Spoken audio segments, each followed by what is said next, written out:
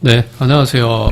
신현식입니다. 오늘 11월 26일, CJN을, 종목 진단하겠습니다. CJ는 알다시피, 진단키트 관련 주고요. 그죠? 예전에는 대장이었죠? 지금은, 매출이나 영업이익은 대장이 맞습니다.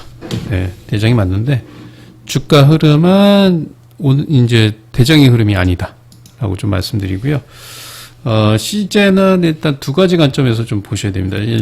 첫 번째 실적에 대한 부분, 그 다음에 재무적인 부분, 그 다음에 세 가지 볼게요.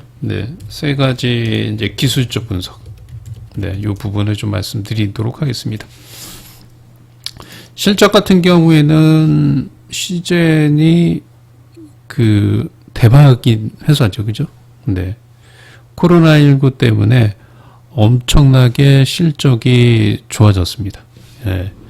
구체적으로 실적에 대한 부분을 좀 보겠습니다. 자, CJN 같은 경우에는 3분기 매출액이 3,269억, 영업이익이 2,100억 정도 됩니다. 그죠? 지금 보면 단기 순이익은 1,500억이에요. 전년 동기 대비해서 25% 증가가 됐습니다. 그죠? 그 다음에 이제 CJN 같은 경우에는 유럽 코로나19, 그 다음에 2분기 매출 늘어났고, 3분기, 지금 제가 말씀드렸던 게 이제 3분기 실적이고요. 3분기 누적 실적은 엄청납니다. 여기 보면 6,830억이고요. 영업이익은 4,186억이에요. 그래서 올해 아마 4분기 실적 부분을 좀 봐야 되겠지만 연 매출액이 1조 원을 돌파할 가능성이 상당히 높다. 4분기 실적은 어떻게 될 거냐? 4분기 실적은 2차 팬데믹 때문에 당연히 실적이 좋아지겠죠. 3분기 대비해서 더욱 좋아집니다. 4분기에.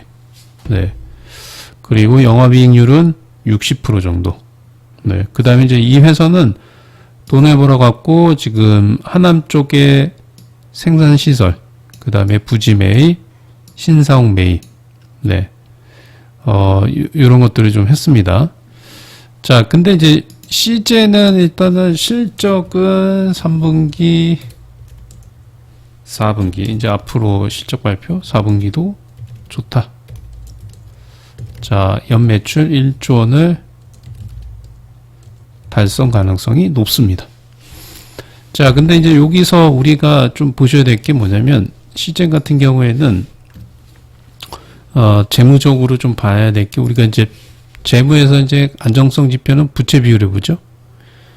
CJN 같은 경우에는, 매출 채권의 좀 비중이 좀 많습니다. 매출 채권 비중. 자, 매출 채권이라고 하는 거는 그냥 쉽게 말씀드리면 외상입니다, 외상. 그러니까 진단키트를 판매를 해서 매출에는 진단키트를 판매가 됐는데 현금으로 회수되지 않은 외상. 매출 채권이라고 하는 거는 이제 외상이 되는데 이 매출 채권의 비중이 얼마냐면 2,450억 정도 됩니다. 무지하게 많죠? CJN의 매출 채권 비중이 무지하게 높다. 자, 요거는 이제 매출 채권이 CJN 진단키트를 유럽이나 이제 해외 쪽에 팔기 때문에 이게, 외화로 받아야 되겠죠? 현금하고 좀 합치게 되면 4천억이 넘어가요. 그리고 CJN은 이제 기말 현금성 자산이 2천억이 약간 안 돼 갖고 있습니다. 매출 채권은 받아야 될 외상은 한 2천억 정도 되고, 그래서 민지 매출 채권이 상당히 높다는 거, 요게 조금 아쉽습니다. 매출 채권 비중이 높다. 기말 현금 자산은 약 2천억이 안 된다. 그러니까 회사 갖고 있는 현금성 자산은 한 2천억 정도 있고요. 그 다음에 매출 채권도 한 2천억이 좀 넘어가니까 실질적으로 이제 4천억이 넘게 있어야 돼요. 장부에는. 자, 그래서 이제 그런 게 좀 있고요. 그 다음에 이제 보셔야 될 게, 이 시젠 같은 경우에는 진단키트의 매출이 85%입니다. 네, 진단키트. 그 다음에 이제 PCR 장비의 매출이 한 15% 정도 돼요. 이 PCR 장비는 이 시젠이 직접 만들어서 판매하는 게 아니고요. 네. PCR 장비는 이제 사와서 판매하는 거예요. 네, 그러니까 마진. 네. 그렇게 이제 한다라고 좀 보시면 되고, 자, 근데 이제 시젠 같은 경우가 왜 주가가 지속적으로 하락하냐?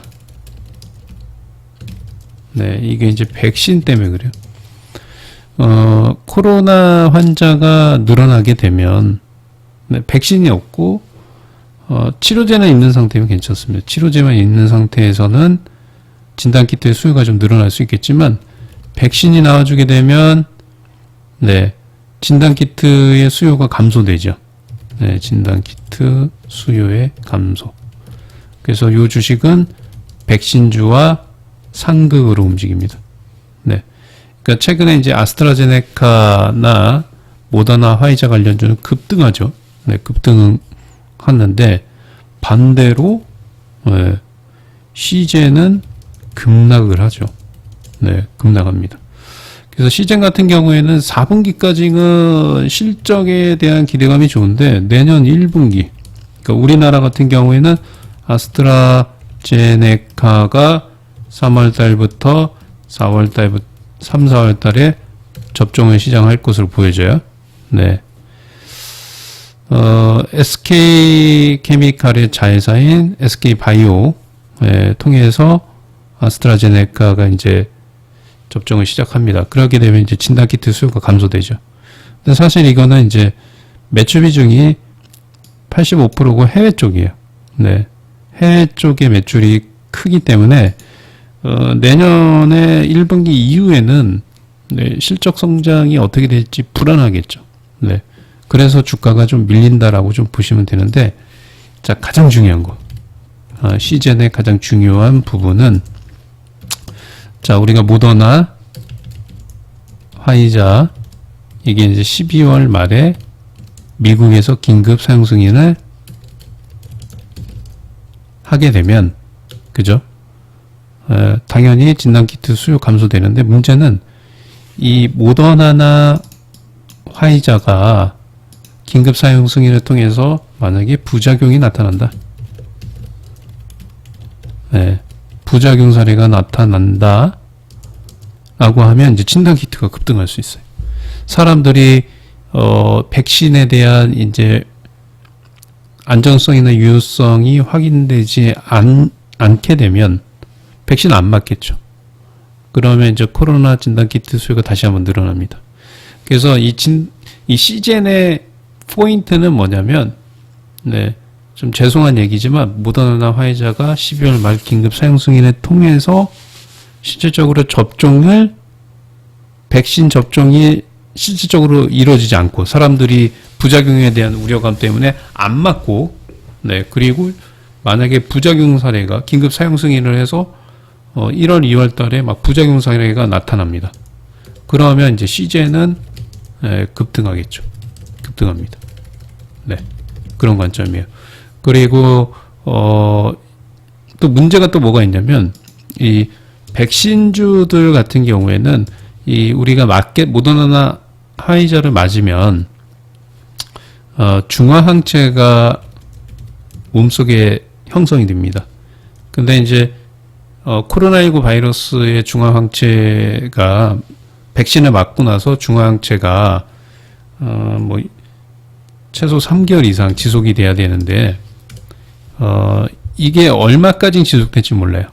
만약에 3개월, 1개월이나 45일 정도 되면 1년에 이 백신을 4-5번씩 맞아야 됩니다. 네. 그래야 돼요. 그죠? 그러면 백신이 무력화될 수 있죠. 예, 그죠? 백신 무력화. 이런 얘기가 나오면 시젠은 급등할 수 있다. 그런 관점에서 좀 말씀을 드리고요. 자, 그 다음에 이제 시젠 차트를 보겠습니다. 시젠 주가 좀 많이 빠졌죠? 네.